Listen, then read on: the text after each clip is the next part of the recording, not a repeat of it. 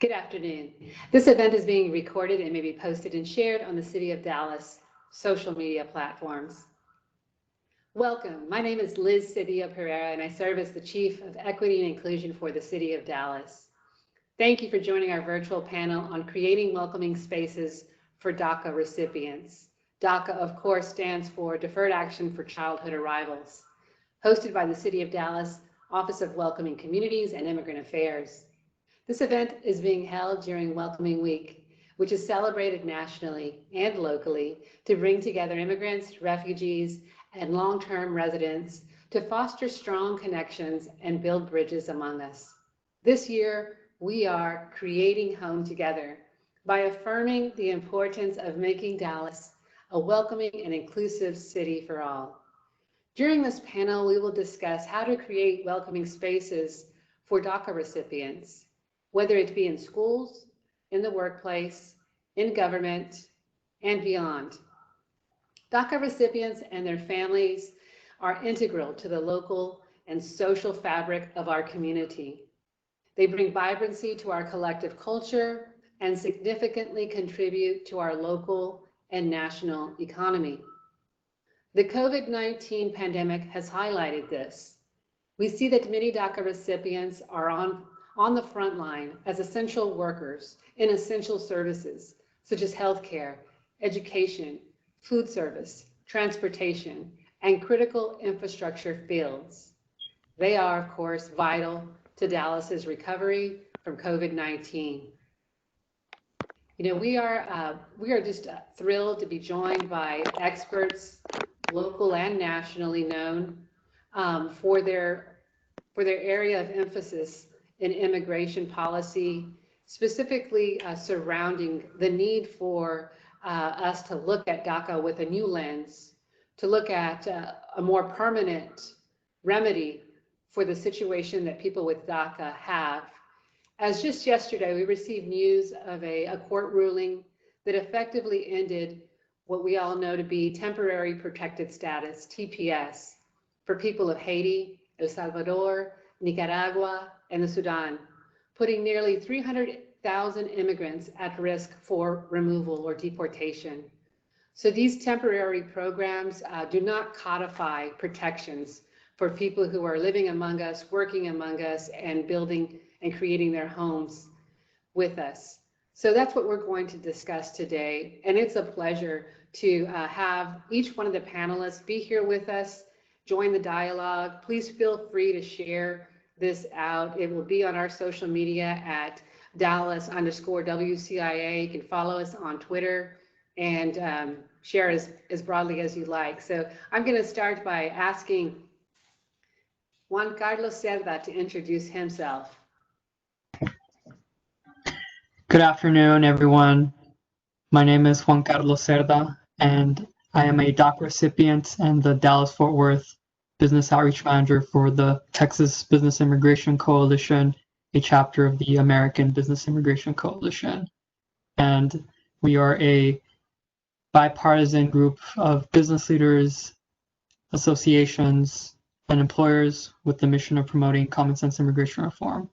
Some of our most notable co-chairs include Chris Wallace, the CEO of the North Texas Commission, Bill Lucia, the CEO of Healthcare Management Systems, and Woody Hunt, Senior Chairman of Hunt Companies. It's a pleasure to have me on this panel today. Thank you so much.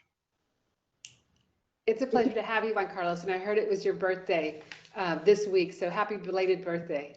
Thank you so much, Liz. And I'm going to pass the mic to Laura Collins to introduce herself. Thank you so much for having me. My name is Laura Collins. I'm a director at the Bush Institute SMU Economic Growth Initiative at the George W. Bush Institute here in Dallas.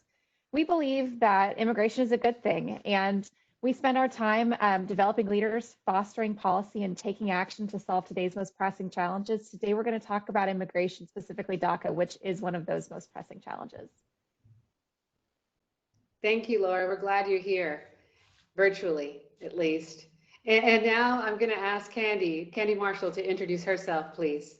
Greetings all. I'm a little bit of an interloper on this panel because I am not from Dallas, but let me tell you how I end up here. I run a program called the Dream.us, which is the nation's largest a college access and success program for undocumented immigrant youth. We work in 16 states. I'm very proud to say that Texas is one of those states, and we are in Dallas. So we have over 100 scholars who are now attending or have already graduated from UNT Dallas.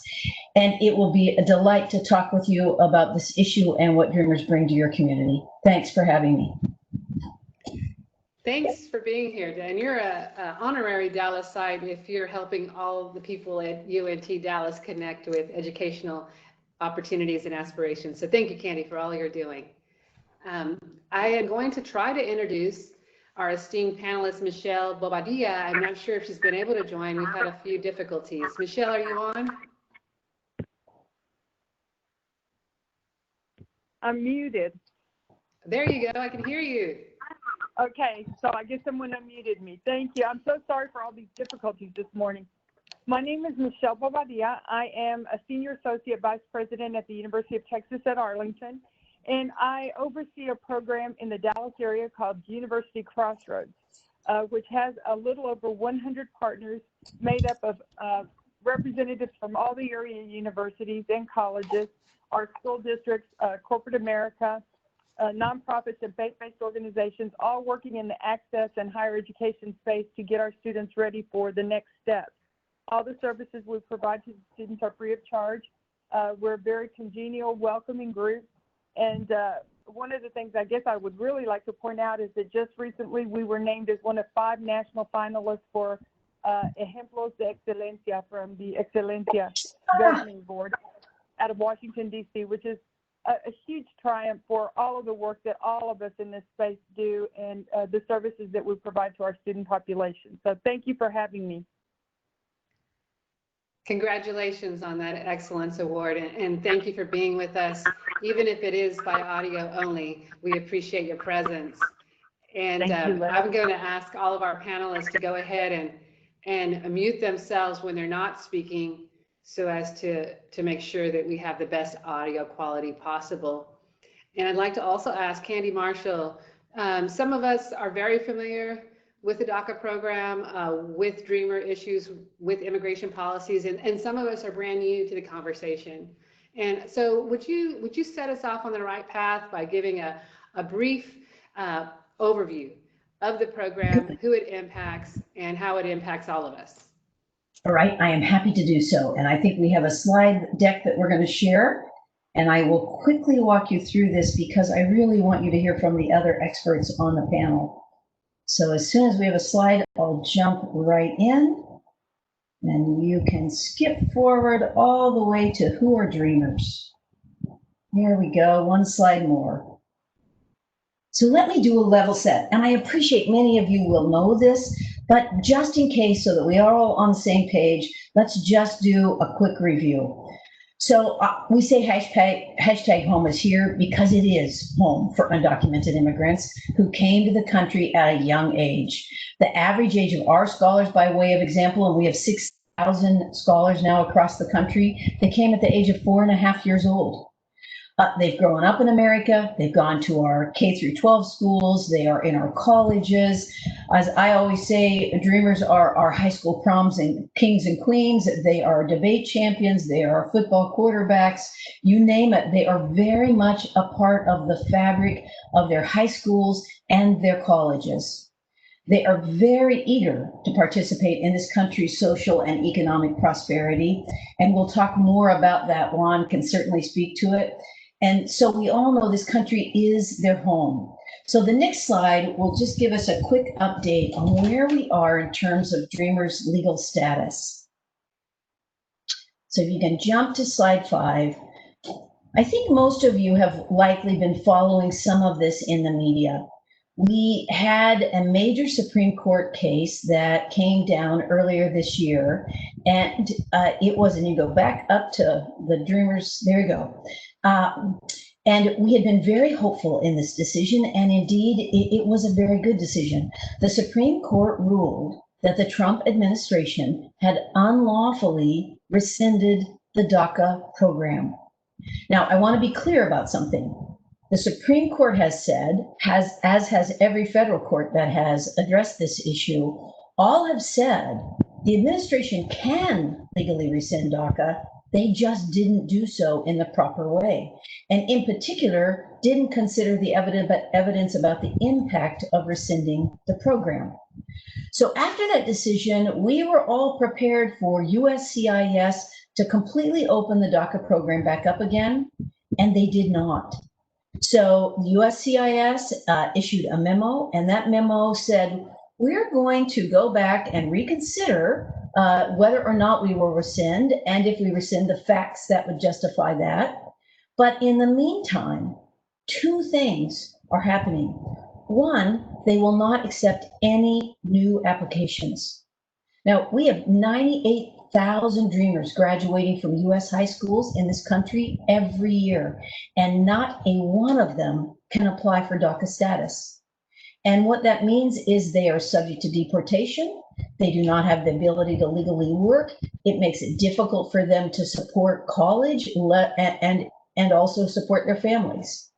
The other thing the USCIS did was for all of those who are current DACA holders, right now, as the law had been, they could renew every 2 years. So they have a renewable DACA status, which gives them the ability to legally work. And I'm going to talk more about that in just a moment.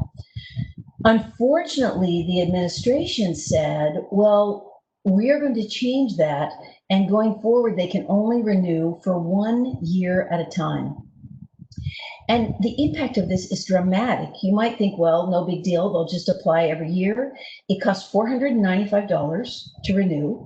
That is the major hurdle Dreamers face when it comes to renewing DACA. They do not walk around with $500 in their pocket.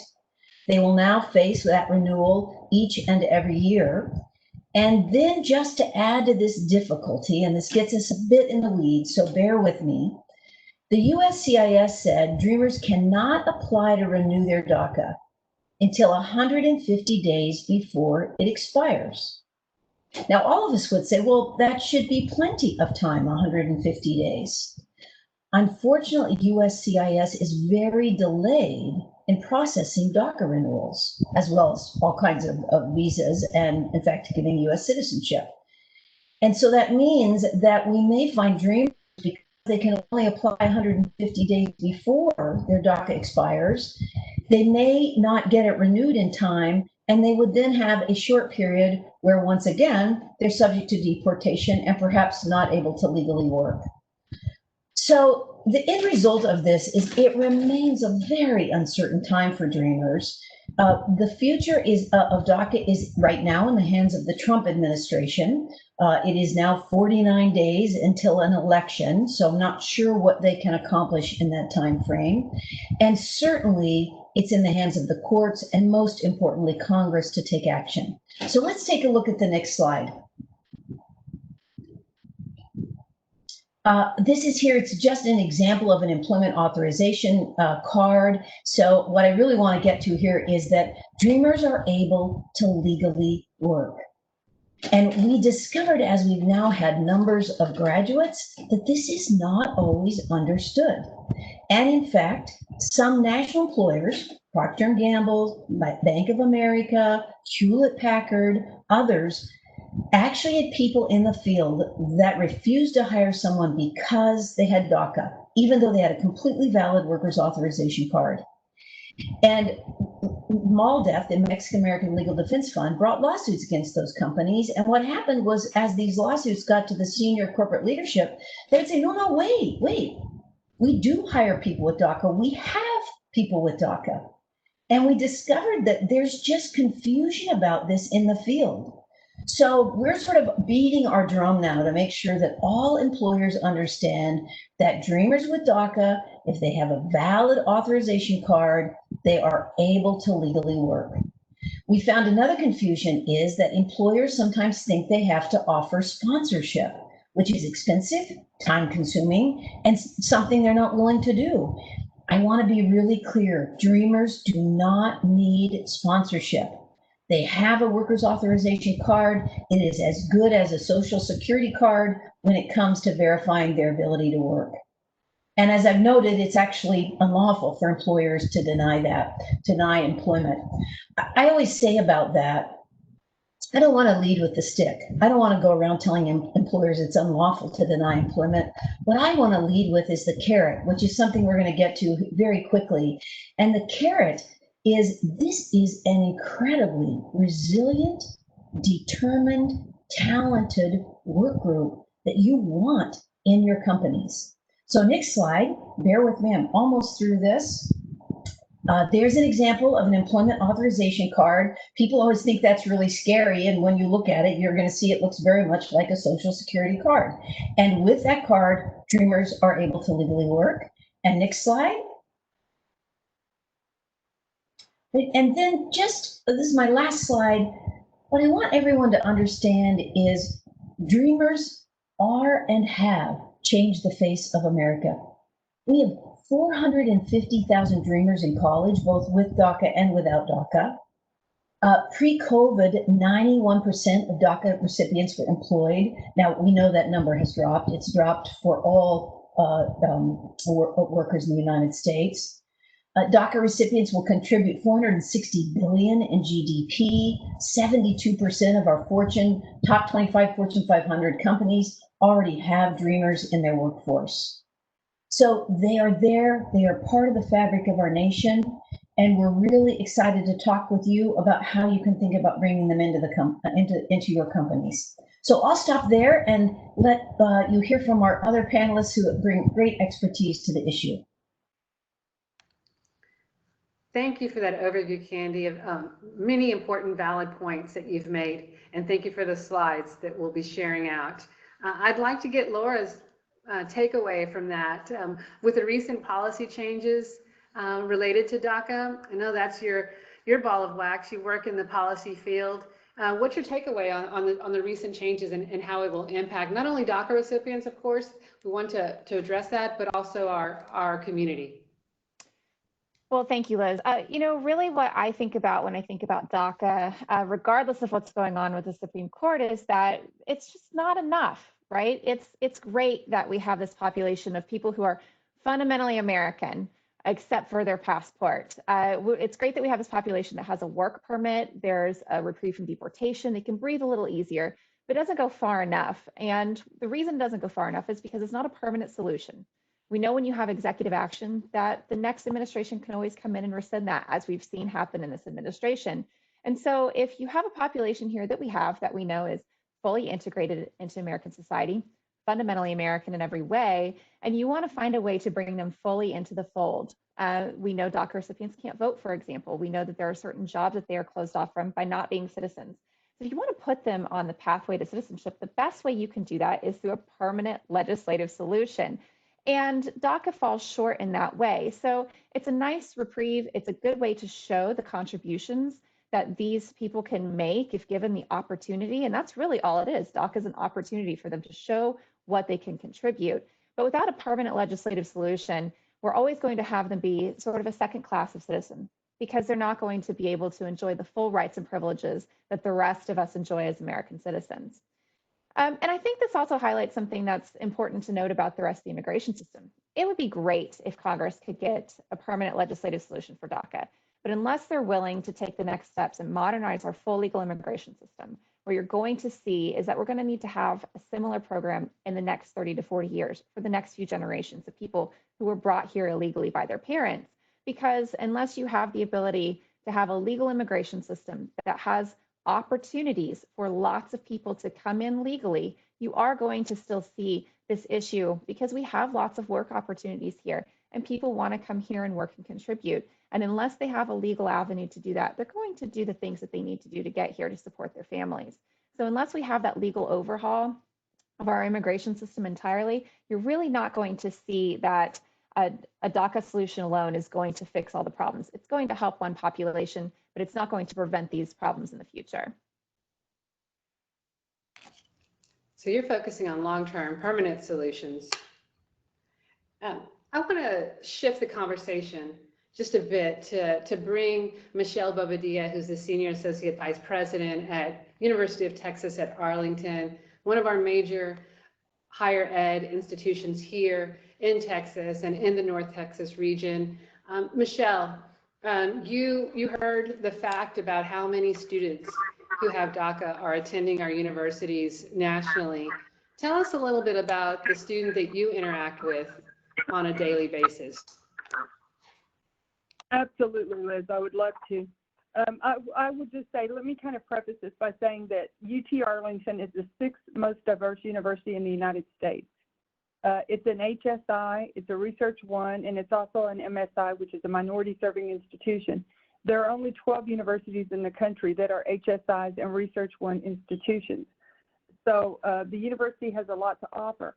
I will tell you that being right in the heart of North Texas and right between Dallas and Fort Worth, which are two huge metroplex cities that have high populations of undocumented students that attend our public schools and attend our universities, it is a concern for us because we want to make sure that all students feel welcomed and integrated into our campus life, whether it's UT Arlington or any of our other institutions of higher education in the area.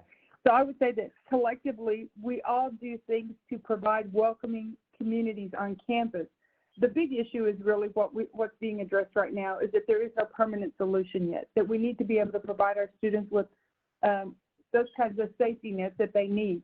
On our campuses, not just UT Arlington, but many of the area campuses, we have what are called either Dreamers Councils or Dreamer Centers, and they're dedicated spaces so that students have a place to go. They know that they're going to find allies there. Many of us have started engaging and training people who are interested in serving as an ally and to help be an advocate for our dreamers on our campuses. A lot of what we're trying to do is to use technology to bridge the gap and to enhance the connections that we're making, not just because of COVID, but because of distance. Many of the students may not be able to interact with relatives who live either in another country or another state. So we're able to use technology to bring people together. We're really wanting to celebrate the rich diversity that all of these students bring and the talents and skills that they bring. So that's a lot of what we're trying to do on our campuses. Through University Crossroads, as I mentioned before, we have over 100 partners. We are diligently working to partner with groups and promote and provide access that includes opportunities for our students that are going to help us to create a safe, strong, and vibrant community for everyone. And part of that has to do with building a network of trust, of familiarity, them knowing that we're going to advocate for them. I would say that in North Texas, we are very fortunate that we have lots of social service agencies, nonprofits, faith-based groups who want to partner and make these possibilities available to all of our students.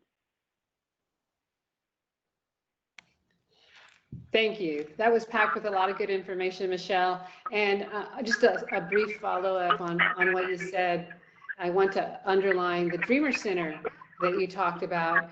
How would a student who's in high school or their teacher or parent or counselor know where to find these universities who are creating these welcoming spaces? Absolutely. Well, I will tell you right now that many of us have web pages that are either already created or being created by the university. So students will be able to see a Dreamer Center. I know Mountain View College, part of the Dallas College system, has a dedicated space. We are currently in the process. We have our Dreamers Council, but we're in the process of building out those kinds of things, of doing our ally training and mentoring. I believe the University of North Texas at Dallas has a space dedicated, and most of these can be found on the university's web pages. And so any counselor in the area who really is interested can reach out to us at University Crossroads. It's www.uta.edu/University Crossroads. And most of the counselors in the North Texas area belong to University Crossroads. And we're pushing that information out continuously so that students know where resources are. I will also add that during this pandemic, we've been very concerned and have been listening to our secondary counselors about their concern that students are going to be disconnected and feel unengaged regarding the college process, especially those that graduated in the spring and now are not quite sure, am I going to be able to go straight to school, or do I need to take a break and possibly get employment this semester in order to help my family because of the impact of COVID. So we're doing a series of getting ready for college, keeping them on track. It will be Facebook Live, and all that information will be on our website as well as our Twitter feed. We're going to offer sessions in Spanish and English in the evening so that parents can also be part of this discussion and understand what the steps are that need to be taken. And this is being done as a collaborative effort of all of the universities in the area. So there's a lot of things happening. Just if they can plug in, and if y'all could possibly send out the website to everybody, that would really help them, because we update it on a daily basis so that parents and students know what's available. We certainly will amplify those efforts. And thank you. Thank you. There's still more questions I have for you, so don't go anywhere. I'm going to turn it over to Juan Carlos Cerda. Juan Carlos, I'm picking up from Candy's information that she's provided us with, that many large employers, small employers, they still have issues related to work permissibility for people who have DACA. And that's something that I thought that people knew. If you provided your work permit and your Social Security, then that was a no-brainer, if you will. But it's not, of course. And so give me your take on how can employers become more educated, understanding, and even welcoming to their employees and to their workforce, because we know this is a matter of diversity, equity, and inclusion as well. Thank you, Liz. First, I would like to say that DACA recipients are definitely some of the most entrepreneurial, determined, and resilient employees you can have. And I can just speak from my personal experience and my personal story. I grew up in the Dallas area. I came to the US when I was 7 years old, graduated from Grand Prairie High School, still undocumented, got a full ride scholarship to attend Yale University, but I never really knew what I was going to be able to do with my education and if I would even put it to use until the DACA program was enacted in 2012. It gave me my first work permit, my first job, my driver's license, and the chance to leave the country for the first time in 14 years to go study abroad. And when I returned to the US and graduated from Yale, I decided to become a kindergarten teacher through the Teach for America program in Dallas ISD. So this all goes to show that our upbringing has really shaped who we are in our determination to really fulfill our dreams and to have a career and have an education. And I'd just like to point out a few key facts, a few key data points that sort of underscore how resilient many of us DACA recipients and undocumented young people are. In 2018, for example, there were 8,465 DACA recipient business owners who created jobs.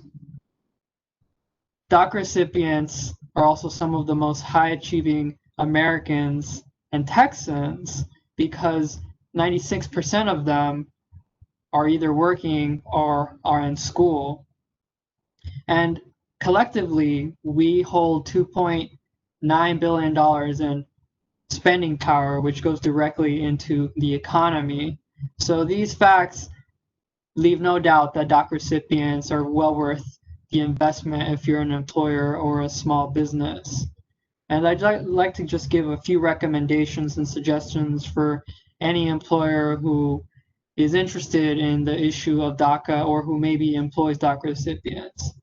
So the first recommendation that I can give is to really know your employees, is to understand where they're coming from. Take the time to learn their stories, be aware of the policy changes, and take advantage of diversity, equity, and inclusion professional development sessions or workshops being offered by even your local Chamber of Commerce.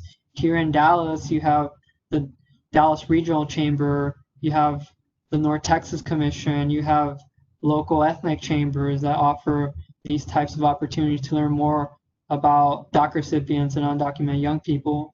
We also have great nonprofits like M-Schools if you are in the education sector to better support your teachers and your undocumented students or your undocumented family members.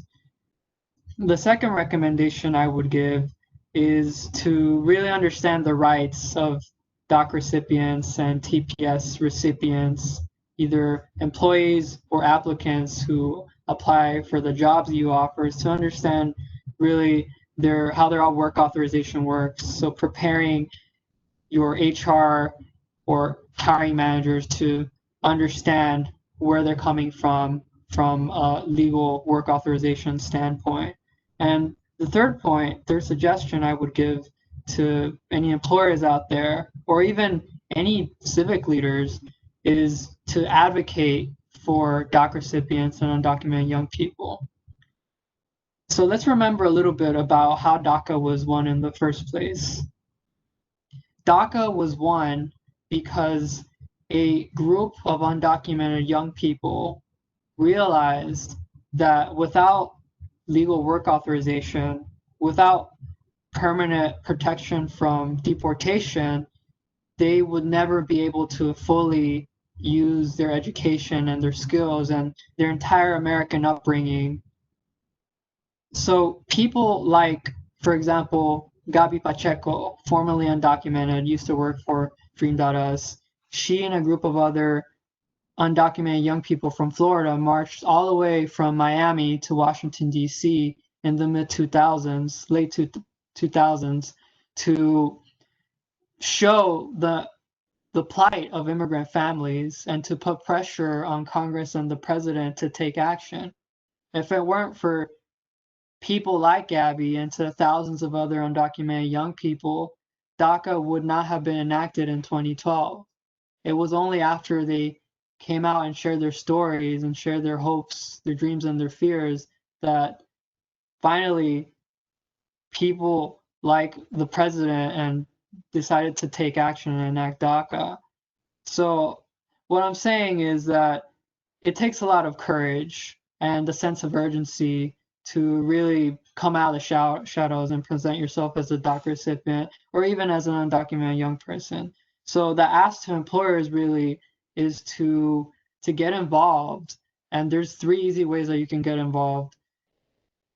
Here in Dallas, there's a number of community organizations that advocate for undocumented young people, including their family members. So please get involved with your local community organizations. I can name many, like mine, the Texas Business Immigration Coalition, if you're an employer. If you're just a community member, there's many like Mi Familia Vota, Texas Organizing Project, Unidos, and the list goes on. The second recommendation that I have for how to advocate for your DACA recipient employees is to also use your vote and use your voice. If you're a U.S. citizen, is tell legislators that you want a permanent solution to the DACA program, because DACA is not enough. As I mentioned earlier, I was undocumented for 20 years before I finally got DACA in 2012. There was really no solution, no pathway that I could see, and it really took not just the advocacy of my undocumented young community, but also some of my allies. And as an employer, you can be a very powerful ally to ensure that our legislators understand that this is something that you care about. And the third recommendation is definitely to just be aware of policy changes like Laura was mentioning, and that easy way to connect with organizations like mine.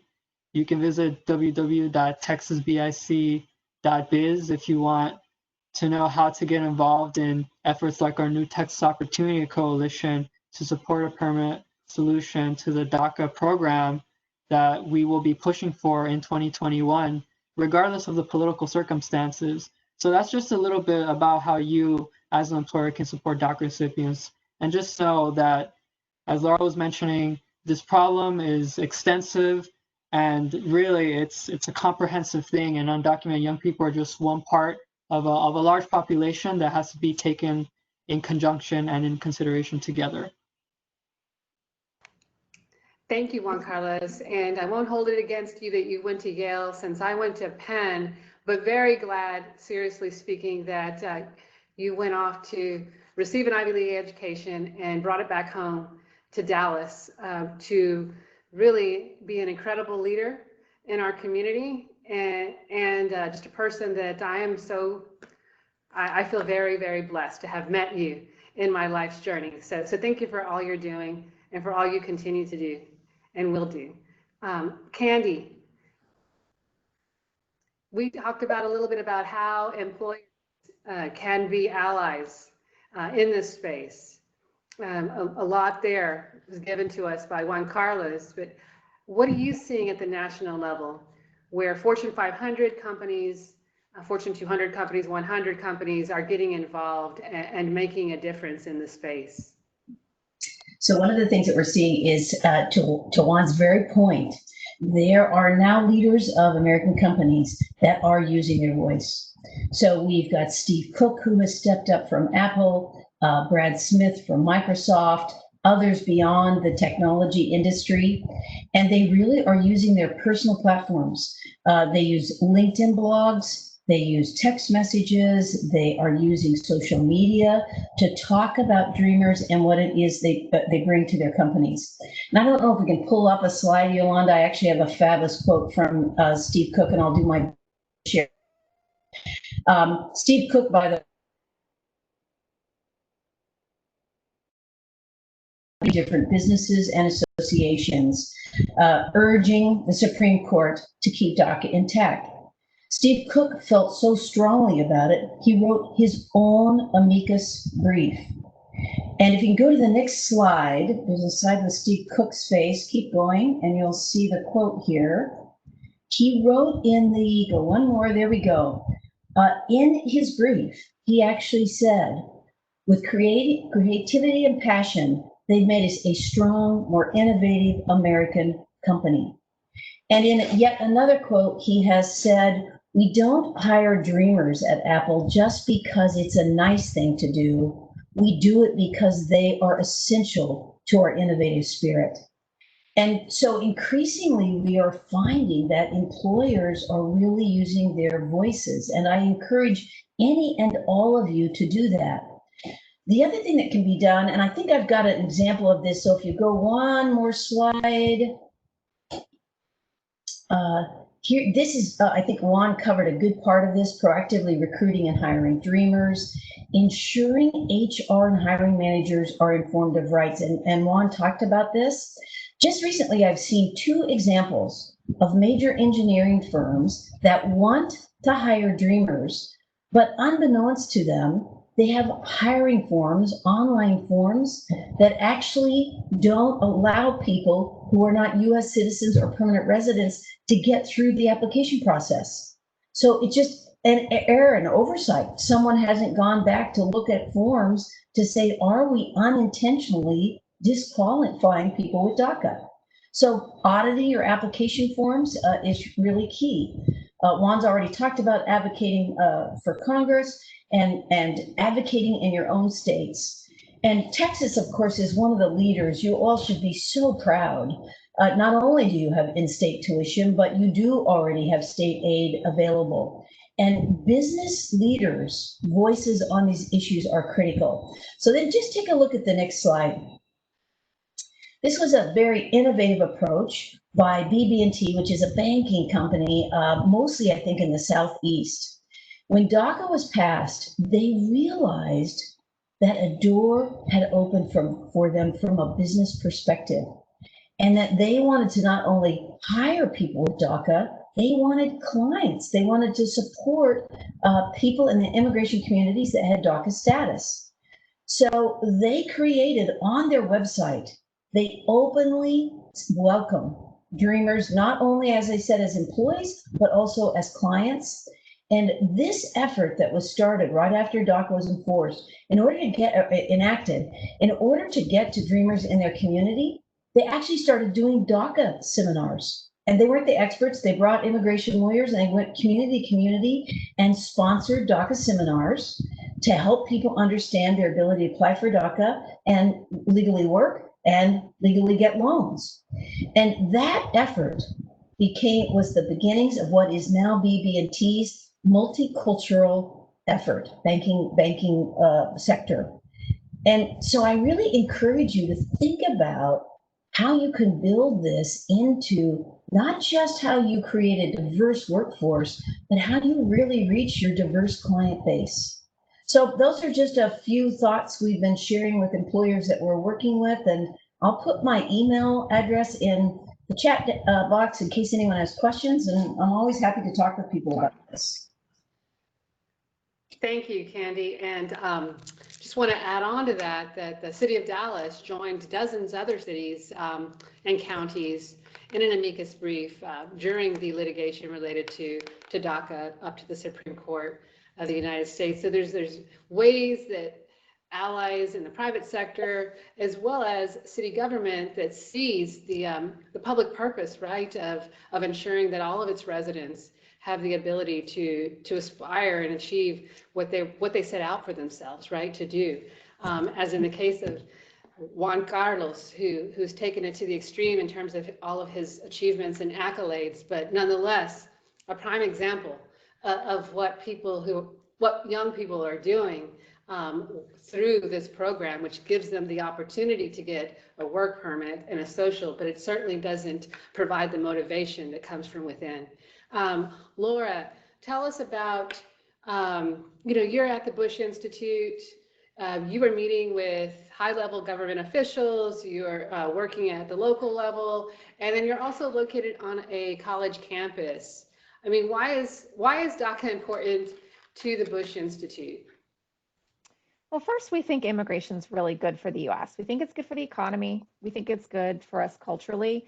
And so one of the things that we look at is, what does it mean for immigrants to be here and contributing and fully assimilated or fully integrated? And so, the DACA population, the Dreamer population, is a prime example of this. They're people who are fundamentally American. There's no work to be done to get them fully involved in us except for opportunity. And that's why DACA is so important, because it gives them the opportunity to show really what they can contribute. And, the other part of this is, I think it's always worth reminding people, there's a lot of strife and a lot of discussion about what it means to have border security and what it means to have an undocumented population and the rule of law. DACA recipients and Dreamers on a whole, because not all Dreamers qualify for DACA, I think that's important to note as well, they didn't do anything wrong. They're minors. They were minors when they were brought here. We don't hold minors accountable for the things that their parents have done. And I would also note, the things that their parents did, they may have broken some laws. They may have overstayed a visa. They did it because they wanted their children to have the best life possible. Just like I want, just like most of the people on this webinar want. They want their children to succeed and to be able to live the American dream. And we are so lucky to live in a country that has economic opportunity and that has freedom. And a lot of people are not from places like that. And so you have to put that into context when you think about immigration and the motivation for people who are coming here. They're seeking economic opportunity. They're seeking freedom. They're seeking the things that we have. They just want the opportunity to thrive, just like we do. And so I think it's really important to put DACA in that context. We've got a group of people here who we know can contribute, and we should be doing what we can to make sure that that opportunity is extended to them as fully as possible. Thank you. I'm gonna shout out to Michelle Bobadilla, who has been an educator for many years in the Dallas area and is now an administrator at a college, and so has seen being an educator at so many different levels in our school system and now at the university level. And I just wanted to note before I ask the question, that we haven't had immigration reform in a comprehensive sense since 1986, and so it just is important to note, I believe, that it's been a generation, and now even more than a generation of people who have come to the United States, have fortified our communities, and find that, to the response that if people need to do it the right way, there in many cases are not a right way, because we have not kept up with the fluidity of a changing economy, a changing world, a global world, and our immigration, one could argue our immigration rules are outdated and need to be reformed and revised every so often, and it's been at least since 1986. Just want to underscore that I point. actually, can I interrupt and say, yes, we had a major reform in 1986, but the rules for how we bring people in have not fundamentally changed since the 1965 Immigration and Nationality Act. So it has been much, much longer since we've taken a hard look at how we bring people in and who we want to immigrate here. And we are long overdue for a change. Yeah, you're taking it way back. So thank you for that, Laura. So Michelle, help us pull this all together, from an educator standpoint at a higher education institution. What needs to be done, in your opinion, moving forward? Well, let me preface all this by just saying, when I was listening to the person before me, it's amazing to me that through this pandemic, really those people who have been on the front lines are many of the people that we're talking about right now. People who are out in the fields picking our crops so that there is food in our grocery stores to help sustain us. People who are still building our cities. People who are facing this pandemic head on, and we so often forget about them. And it's very interesting. I was on a webinar earlier this morning that had to do with women in leadership and business, and we tend to diminish the gifts that all these people bring to the table, whether they're here, they're undocumented. Without this engine that helps drive America every day, where would we be? We need to stop. It's almost as though we're criminalizing people that are actually moving our economy forward, helping us to get through all of these essential things that have to happen right now. And I just keep seeing them as frontline workers. Our families work so very hard. They're so resilient. They want better for their children. They want their children to be here to get their education. And you can't let one piece of this pie fall through the cracks and not let this become a reality for them. Each of them who has graduated has contributed in immeasurable amounts to our society. When I think of all the men who have served, men and women, who have served in our military, who have received distinction and honor, who have fought for this country, and our country doesn't see them as valued members of society for whatever reason. They can serve in the war and then they get sent off to their country of origin, which that doesn't feel like their country. This feels like their country. So we have a very strong, it's a strange dilemma that we find ourselves in. It really is, because I would say for the most part, many of our families are so devoted and dedicated to the United States. They want to make this the best country possible. They want their children to have the promise of what America is supposed to be. They work hard. They're resilient. We want to make sure that our kids get educated. And I don't want anybody to think that your education is not something that you can grasp. It is there. We need to take advantage of it. We have opportunities for our students to go to our public schools, to graduate, to come to our state institutions, be able to pay in-state tuition, receive state aid. There are scholarships available for students, and we need to make sure that we keep kids focused on the end prize, that we need to get your education.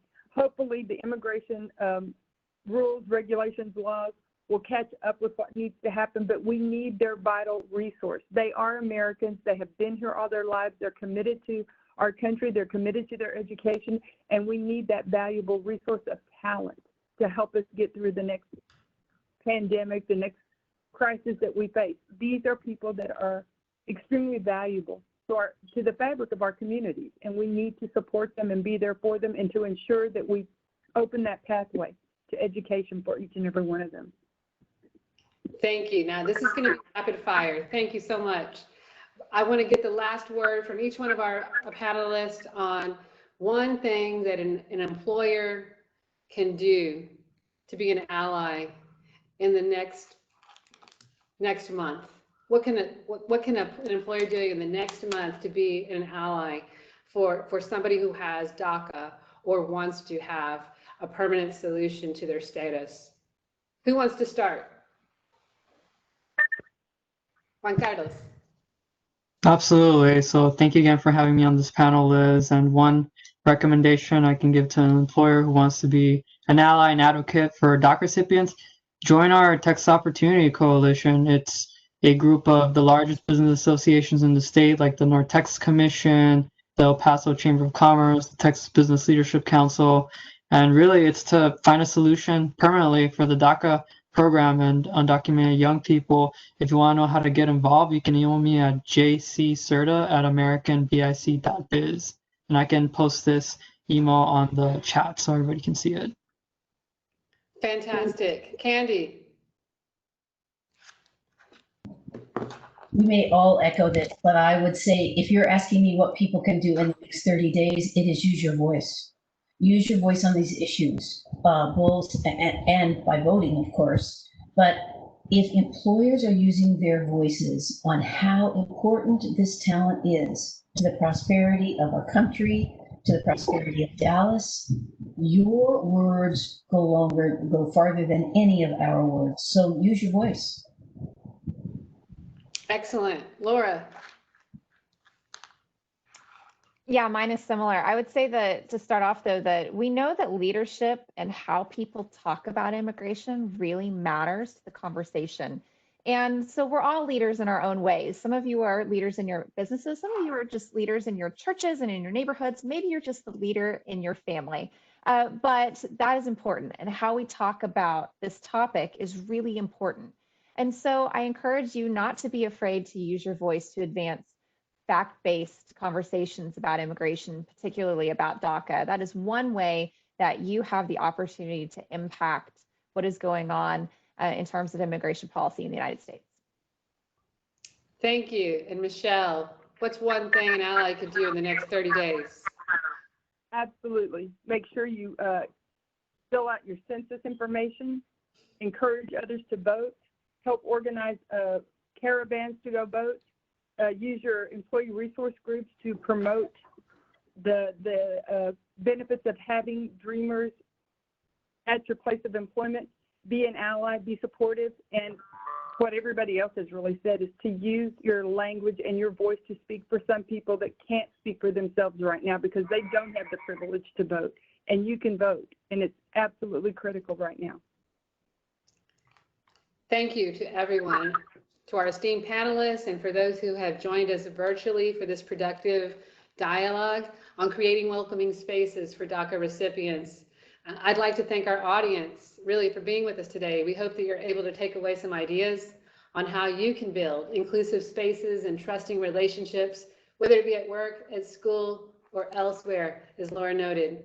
And please be sure to follow us, the Office of Welcoming Communities and Immigrant Affairs, on Twitter at Dallas_WCIA and Facebook at Dallas WCIA. We also invite you to stay tuned for our second virtual panel tomorrow at 2 p.m. Central Time.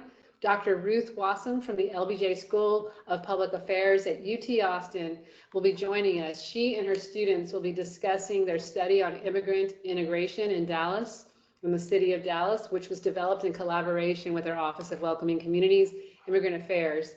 Lastly, as Michelle noted, I really would like to remind you to take 10 minutes out of your time, out of your lives, to complete the 2020 census, if you haven't already. We all stand to benefit from the increased funding and representation the census provides. The census is safe and does not ask any private information on anyone's status. Please visit 2020census.gov and respond before September 30th, 2020. If you have any questions about this, please feel free to reach out to our Office of Welcoming Communities. Thank you, and be safe and be well.